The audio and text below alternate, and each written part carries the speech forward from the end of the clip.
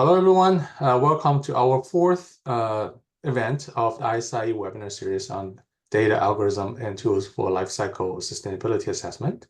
And today we have the pleasure to host Dr. Fabian Lechtenberg. And Fabian has a PhD in chemical processing engineering, and he's currently a postdoctoral researcher at ETH Zurich. And Fabian's research focused on coupling optimization algorithm with lifecycle assessment for its application in multiple sectors. And in particular, I think you will introduce us a Python library that you developed during your PhD work, and now it's further enhanced that then it can be actually applied to multiple sectors to help people to make better decisions about how to improve the life cycle environmental impact of the technology that they're developing. And so welcome, Fabian, and the floor is yours. All right. Thank you, 𝐂𝐿𝐥, for the introduction and also for the invitation to present my work here in this webinar series.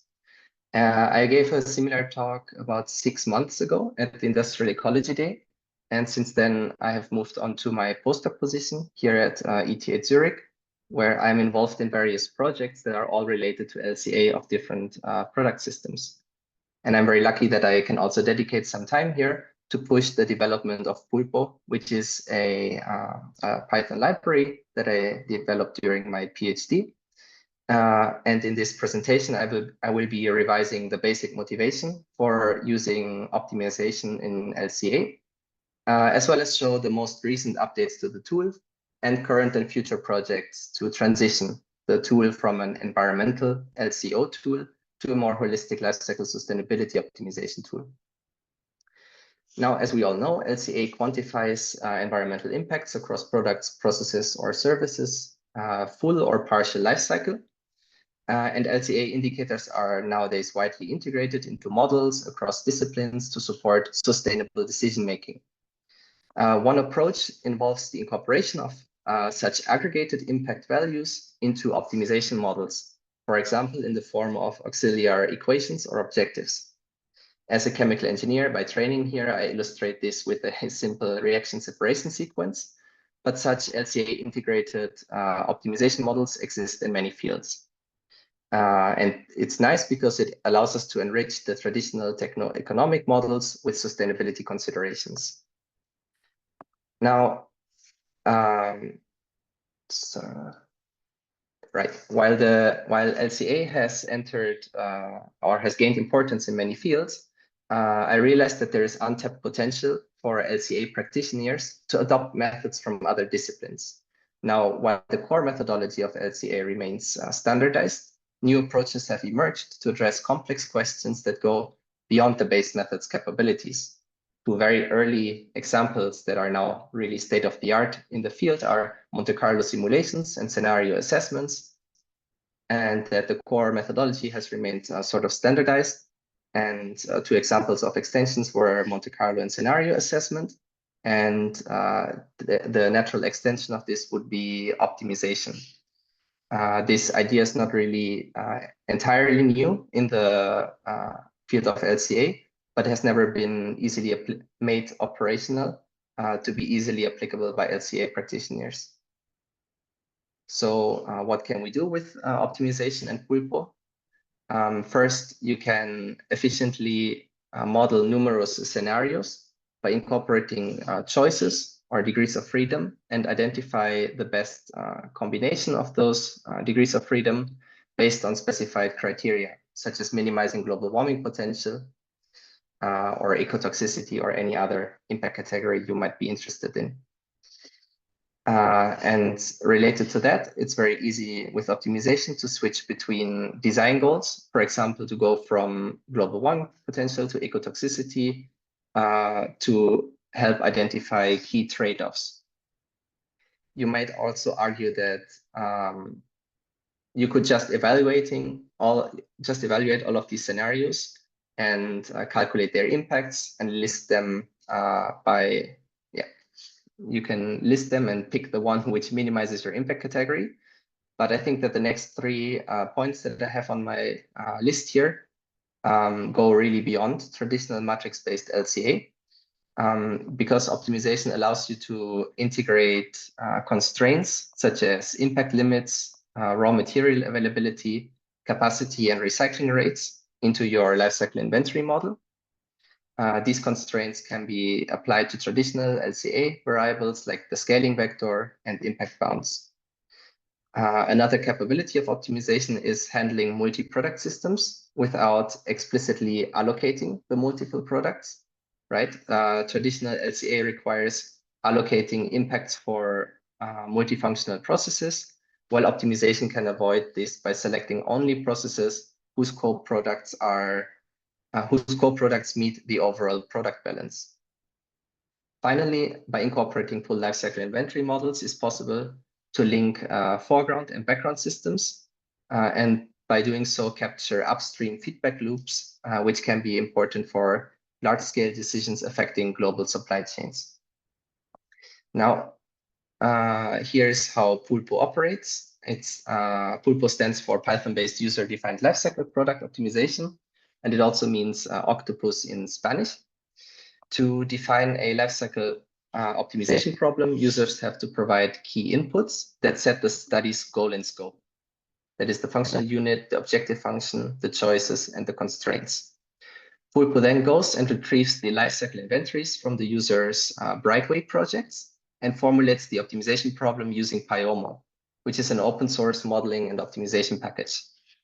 The specified optimization problem can then be solved with free and open source solvers or commercial solvers via a GAMS interface. And in the latest release, we also enable users to work with the NEOS server, which is a service provided by the Wisconsin Institute for Discovery, which allows anyone to solve optimization problems with commercial solvers for free.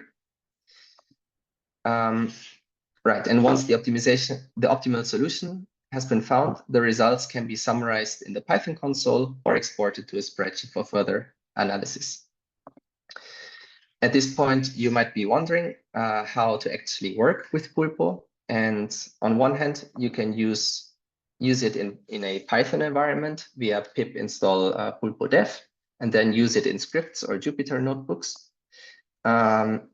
On the slide at the end of the presentation, I will share links to plenty of examples and documentation as a reference. And a very recent milestone in the development of Pulpo is the release of a graphical user interface, which allows to perform simple optimization tasks with a drag down menu style user interface. And for the future, I'm hoping to be able to integrate this as a feature also to the official GUI of Brightway, that is Activity Browser. Now I would like to give you a very little live demonstration of the tool and the new graphical user interface using this toy case study here, which comes from work by 𝐂𝐿𝐻 et al. The functional unit of this product system is 1 megaton of processed rice. We have technology choices that concern the choice between 3 different boiler types: natural gas, wood pellet, and rice husk boiler. There's also regional choices, which concern from which zone the rice husk should be sourced from in case the rice husk boiler is chosen. And we will solve this problem first unconstrained and then constrained. And we also look at trade-offs between global warming potential and cost. Right, I hope that the technology will allow me to do that now. So I will move out of the slides. I will fix this system so you can see while I'm doing stuff. So this is the graphical user interface. When you load in, you will be greeted with this website. I have this running on my local computer now, so you can see here all the Brightway projects that I have installed on my machine. I will select for this demonstration the rice husk example database, which you can also install via this button here if you just want to play around. You can then first specify the functional unit. here we have to look for the process that is our functional unit, which I know is processed rice. The quantity is 1 megaton. Then we have to specify the choice sets. In this case, we start with the technological choices first. That is the heat supply. We have to give it a label, and then we have to find the processes that belong to this choice set. Here it's the 3 different boilers. So I will look for the boilers and add them to the choice set. Then we have a second choice set, which is the rice husk. So we have to specify where the rice husk can be sourced from.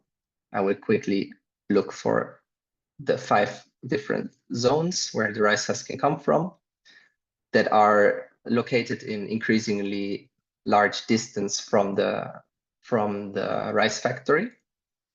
So now we have specified the 2 different choice sets. We can specify also capacity constraints on them, but we will for now leave a very large number here, which effectively represents an unconstrained system. Then in the third input from the user is the objective function, which I specify here as minimizing climate change in the first instance. And then as a fourth step, we could add additional constraints like process constraints, method constraints, or flow constraints, but I will leave this out for now as well. So now that we have fully specified our optimization problem, I can click Run Optimization, and this instantaneously solves here the problem. Since this is a very small problem, it's very fast. And we are then presented with the scaling vector results, the intervention vector, slack variables, which I will not address in this talk. We find the optimized impact of our system, and also the choices that were taken by the optimizer. And here we can see that in order to minimize climate change impact, it's choosing the rice husk boiler and sourcing all the rice husk from zone number 1. We can now easily switch from one method to another. Now we want to minimize the economic impact. We press Run Optimization, and we will find that now the choices have switched.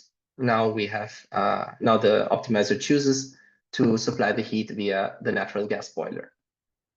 As a final demonstration, I will just add here some constraints to the problem. We will revert to minimizing climate change impact.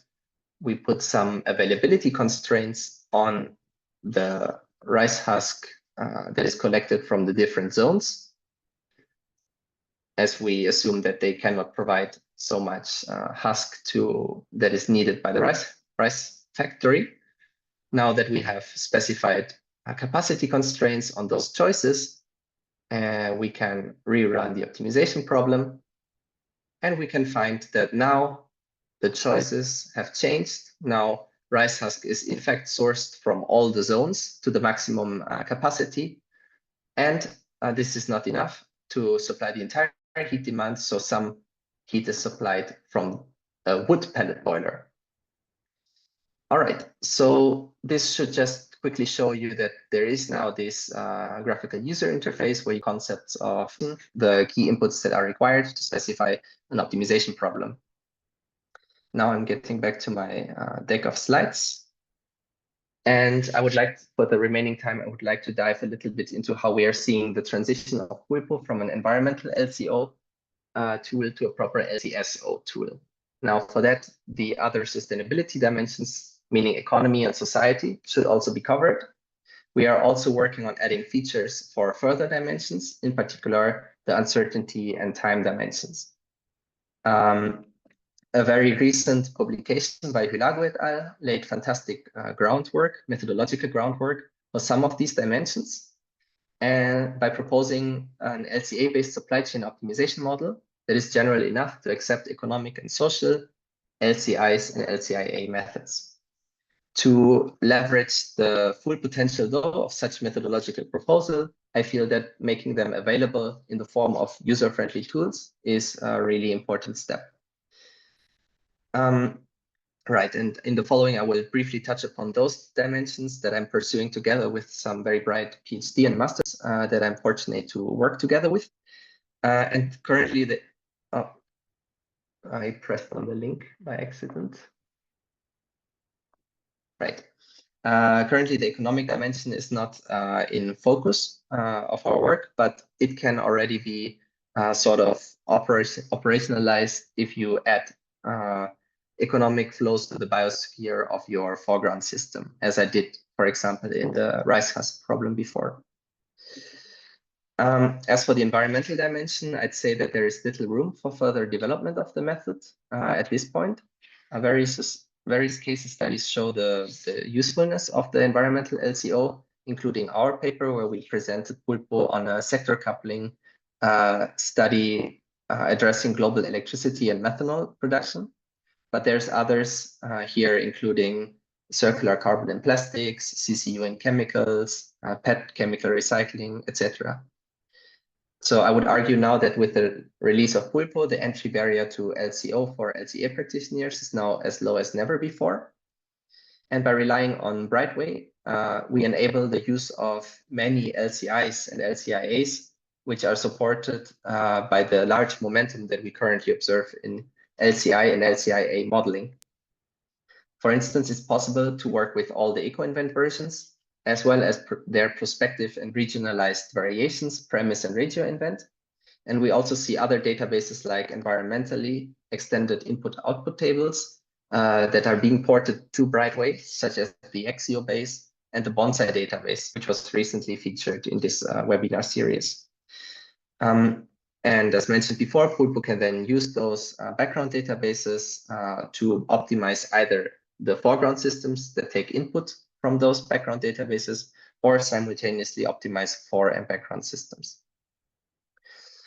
Very recently, we have started to look into how to get the social dimension into Pulpo. And here we're looking into other impact categories and flows, including, for instance, trade union density or drinking water coverage. The main bottleneck here, as I guess everybody is aware who's working on LCSA, is data availability, quality, and harmonization. And as Pulpo relies on Brightway, as of now, there is no directly compatible social LCA database, as far as I'm concerned. And we could go, for instance, for Solca, which is a commercial add-on for the 𝐂𝐿CO database, which is based on 𝐶ILCA, and then port this database from OpenLCA to Brightway.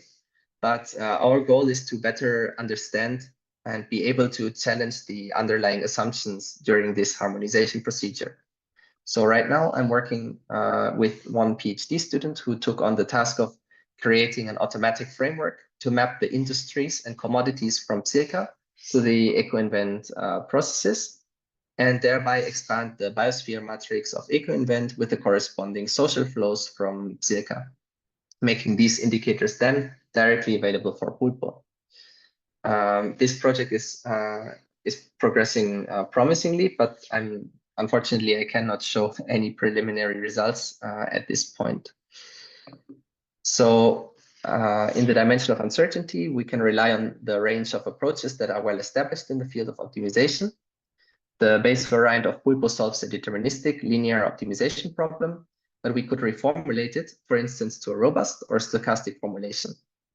In the latest release of Pulpo, we added the possibility to conduct Monte Carlo sampling. This is very intuitive for LCA practitioners, as it implies simply resampling the A, B, and Q matrices and resolving the optimization problem to then obtain a distribution of optimal impacts and the associated choices. On the other hand, we are currently actively working on adding chance constraints to the range of options.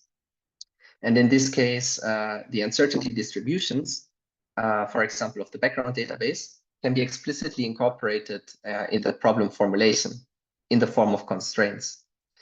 And by solving such a problem, we can then find more resilient or risk-averse solutions.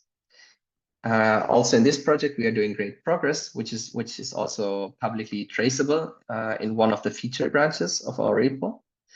And here I'm just showing a small illustration where we introduced uncertainties to the rice husk problem from before and show how the choices vary when we target more risk-averse solutions.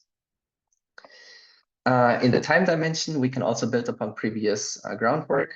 I know that there is parallel work going on in this area. Most notably here, I want to point to the opt_timex package, which complements the time-explicit LCA tool timex with an optimization module, allowing for optimal choices in the foreground system along a changing background.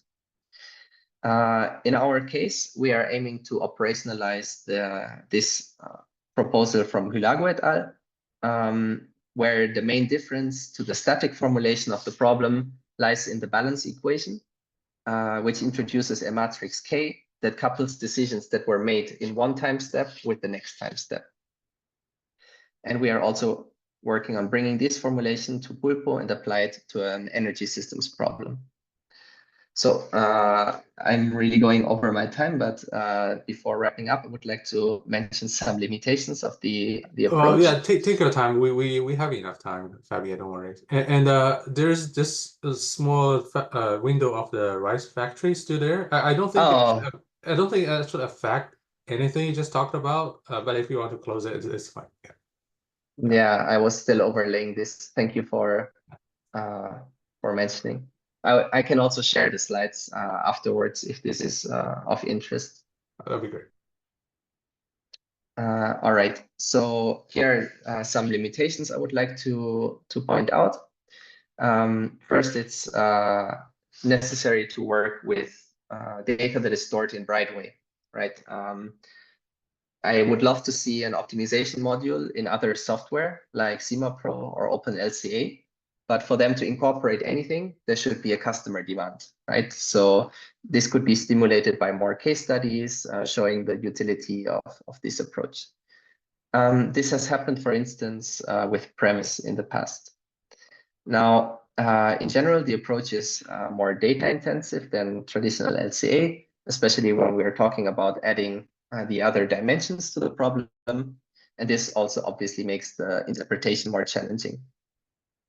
I used to say that the requirement for coding skills is a limitation, and this still stands somewhat as the graphical user interface does not really incorporate all the features and possibilities that the code-based approach has, but it makes getting into it much easier, I would argue. Finally, I believe that Pulpo is a powerful tool to enable LCA practitioners to go beyond the limits of traditional LCA. And as an open source and modular tool, it allows us to steadily transition this as a community-driven tool towards holistic LCSO. And I'm also happy to observe a slight increase in interest, as I can observe here from the publicly available download statistics from the PyP index. So here is this promised list of resources and a QR code for those who want to watch this on YouTube later.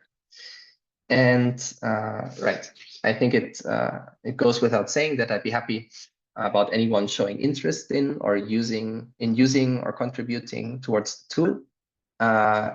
In fact, after my last talk at the Industrial Ecology Day, Bartholomeus, who is a PhD student at Leiden University, reached out to me with this idea to implement chance constraints in the tool. And 6 months and the visit of his to ETH later, we're close to releasing this also as a stable feature in the near future. And with this, I'd like to thank you very much for your attention. And I'd be happy to take any questions, comments, and we can discuss. Thank you very much, Fabian. And I certainly have a few questions, but I would probably prioritize any questions from the audience, if there's any. Okay, so probably while waiting for for people to actually chime in or typing the questions, I have like 3 questions. The first one is the first one is actually related to the mapping work you're currently doing, right? Yeah. The social LCA part. Can you briefly talk about the principle or the method you apply to the mapping? Because mapping is actually a very big challenge for LCA database in general, right? So like I think originally people tried to use UUID to map, but it's not scalable. So is there any particular way you're implementing that we can actually all learn from? So the approach that we are currently testing is using semantic matching, right? We are looking into the names of the processes in 𝐶𝐿 and the names of the commodities and industries in 𝐶𝐿, and use semantic matching to find those matches. So the semantic matching, so I'm assuming you use, for example, large language model to find this semantic similarity between the two kind of paragraphs. Is that what you're doing? Yeah, we're not relying on large language model like Llama or GPT. We're using a different approach that I can. Right. But yeah, so far this is giving us promising results, but it's very hard to validate this, right? Because we're looking at thousands of processes and relying entirely on this automatic matching. We have to see how to validate this approach. Yeah, that'd be great. So, because I'm mentioning this is because my collaborator at Amazon, we recently published a paper on using basically large language model to map the background event providers with the foreground flows. Yeah. So we're happy to talk about this offline. Sure. And we see one question coming in here. Will it be possible to include dynamic constraints such as changing resource availability or production capacities? That's a question for Aaron. Thank you. Exactly. So this is thank you for the question. This is the goal of this project, where we are trying to introduce a time dimension into the optimization problem, right? So in a traditional LCA, you would, if you look at this, it's very small. I'm sorry for that. This equation 4b, this would be the A times S equals F, right? Which is solved at a single time step. However, you can make this more general by adding time index here. So you would have scaling vector at different time steps, which implies choices at different time steps. And you can introduce this matrix K, which enables one product to be passed from one time step to the next. And in this entire framework, you can also have time-dependent constraints, obviously. So this is, for example, this equation 4g down here, where we have A times S is smaller than U, where U then represents upper bounds, a temporal dependent upper bound on the scaling vector. Indeed. And yeah, this is an upper bound, which can be temporal variable, but you can also look at temporally variable demand, right? Which is very relevant for energy systems. Yes. Yeah. For example, biomass availability for bioenergy and all these things. Exactly. Yeah, that's a good question. So, well, any more questions? Welcome. Meanwhile, if you could go back to your slide number 4, where you talk about like 5 different principles or like questions, right? So I'm particularly interested in bullet point number 4 and 5. So can you tell us a little bit more about, for example, number 4? You said that we don't have to explicitly make allocation decisions. Indeed. So because allocation is kind of one of the big questions we are having as a community in LCA, right? So basically, you're saying that we can bypass that. Is that so I'm not entirely sure if this would be applicable to entire databases. I have not looked into that yet. But what we are doing, for instance, in the paper that we have published last year, is that we model a fossil thermal power plant, which has multiple outputs because it's retrofitted with carbon capture. So in this inventory, we then have as one output electricity and on the other CO2. And both of these products can be used within the system.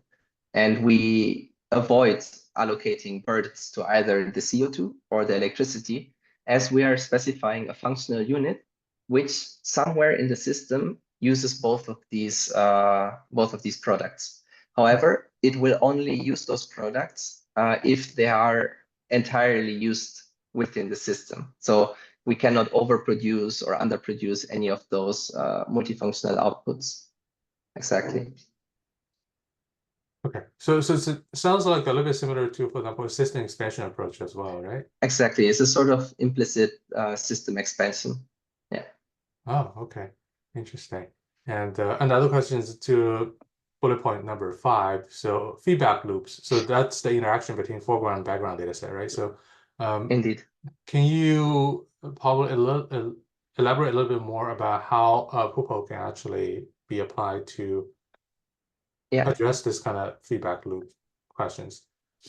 Absolutely. So the idea here is that if you are modeling a foreground system of considerable size, let's say an electricity market or a certain sector, then what you can do is have a feedback loop from your functional unit or from any process in your foreground system to the background system, right? Imagine you're modeling electricity production in a country as a foreground.